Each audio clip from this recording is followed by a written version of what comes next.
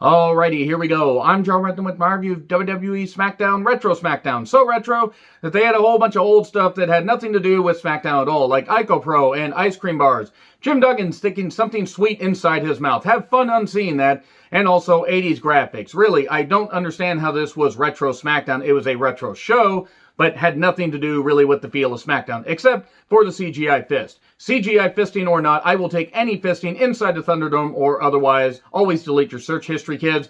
And Pat McAfee was dressed like Vince McMahon with the Power Blue sports coat, and Cole was dressed in denim.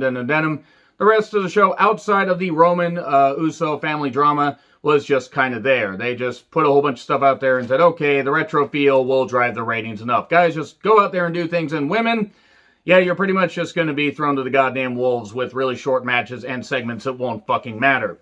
So, they did a 10-bell salute for Daniel Bryan, who is gone from the company, at least temporarily. He may do the occasional shot in CMLL, New Japan, wherever, and then come back to WWE. Or he may just go home and be a family man. I mean, honestly, he's given his life to wrestling. He can really do whatever the fuck he wants to do. It was kind of hilarious, a 10-bell salute, and Heyman just kept doing ding, ding, ding.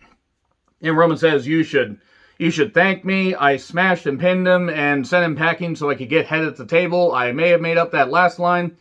And Jimmy Uso is back. Okay, cool. We're going to have the Usos back together. They're going to be the dominant tag team in WWE. No, it seems like they're causing friction here. Or maybe not. Maybe it's going to be, the brothers defending each other, but they're going to be at odds over how Jay is being treated by Roman. I honestly think they could end up breaking up the Usos because, fuck it, why care about tag team wrestling? So Cesaro comes out, cuts a promo, and Seth Rollins attacks him. And then Teddy Long comes out, but not to make a tag team match, playa. He says, hey, if you Cesaro beat Seth Rollins, then you will get your shot at Roman Reigns at WrestleMania Backlash. Just call it Backlash. God damn it, it's so fucking stupid. So, promotional consideration paid for by the swallowing. It's Ico Pro. You gotta want it, man. Ico Pro. Hearing Bret Hart talk about that and just how much that stuff sucked, it was so fucking hilarious. Cesaro versus Rollins. Usos at ringside. Match was good. Usos kept distracting, but the action was good. These guys are really high-level workers. Seth got upset at one point saying, I'm not Roman. I don't need your help. And he shoves in super kick from the other Uso, and then neutralizer in the ring, 1, 2, 3. Cesaro earns his shot. Roman didn't look happy. And then Tucker Carlson Originals from Fox Aryan Nation. For all you that are so fucking blind that you want to stick your head in the sand and believe that some idiot like this speaks for the nation. He only speaks for the racist nation, the bigots, and the fucking idiots. Get your vaccine today, unless you've denied that this virus is actually, real, then you can all fuck the hell off. So, Teddy Long and Sonya are backstage, and Sammy says, hey, I want to shot Apollo Crews my Intercontinental Championship. And then Teddy does his catchphrases like, go one-on-one with The Undertaker. Oh, no. You're going to team up with a whole bunch of people. And King Booker. Oh, I mean King Corbin. Because we're making fun of Teddy Long being out of touch and old, I guess. So, yeah, it's going to be a 10-man tag later. Ruby with Liv versus Carmella. And man, I'm just going to say this right now. God damn, Kier, I know that you were watching Liv. You were watching her. Stop lying. I know you were watching, Kier. Stop it. Get some help. I don't blame you.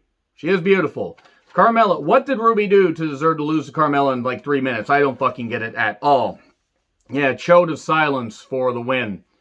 Carmella's probably going to face Bianca after she beats Bayley at WrestleMania Backlash, and man, they're going to make Bianca carry Carmella like a sack of potatoes, or like a sack of shit, or like the home record that she is. So, we get clips of Hogan and Edge winning the tag titles. From Billy and Chuck. Remember the Billy and Chuck wedding? That was pretty good shit. So, here's Bayley with Pyro, and then we have Brock and Show breaking the ring in 2003. It was a cool moment. And we have Celebration of Women Champions. Alundra Blaze, Jacqueline, that I hear is Jaqueline. Thank you, Derb. I will never unhear that. Lita, Trish, Molly, Holly, Ivory. And, going over a whole bunch of names. And then mentions Bianca. I'll be her last challenger because I'm going to beat her. And here's Bianca. Good Lord, the dubbed-in crowd noise, EST, EST.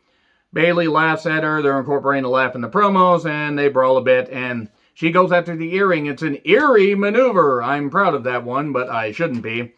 And then, yeah, they just brawl a little bit. And then Jimmy and Jay are talking backstage. And I really hope they don't break up the team, only because they don't have enough great teams across all three brands anyway, but I can see them doing it. But Jimmy's like, well, ever since then, I've been at home for a year. It's actually been about 7 months. But, we need to get back to winning the championships. We need to become tag team champions. Then, the bloodline can have all the gold. All right, that'd be cool. What title are we going to give Heyman? Please don't give Heyman a title at all. That would be hilarious, but bad. So it's supposed to be Ray versus Dolph. But first, we see clips of Cena's debut. Ruthless aggression. And then Dolph runs down Dominic and says, I will challenge you. And then they have a match. Dominic wins and life goes on dull as before. They're having a match at WrestleMania Backlash. Reggie says a lot of words about drinking. To be fair, I think a lot of creative had to be drinking to come up with most of the show. Kayla, looking goddamn good. Keep that hairstyle. That was fabulous.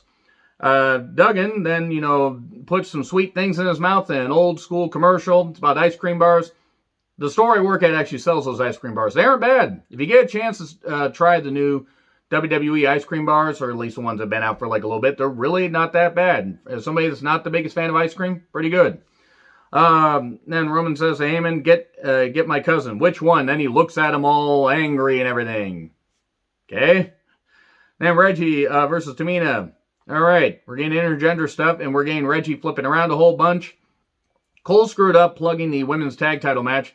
Not a WrestleMania Backlash. It's on next Friday. And they had a graphic up there, and Cole screwed up. Reminder that Michael Cole is really bad at his job. Shayna shows Tamina off the ropes. That causes a DQ. They brawl. And Tamina gets laid out with a really sloppy Samoan drop into the barricade because Nia Jax is somehow worse than Tamina in the ring. Tamina's had injuries and just trying to do the Superfly splash at this point.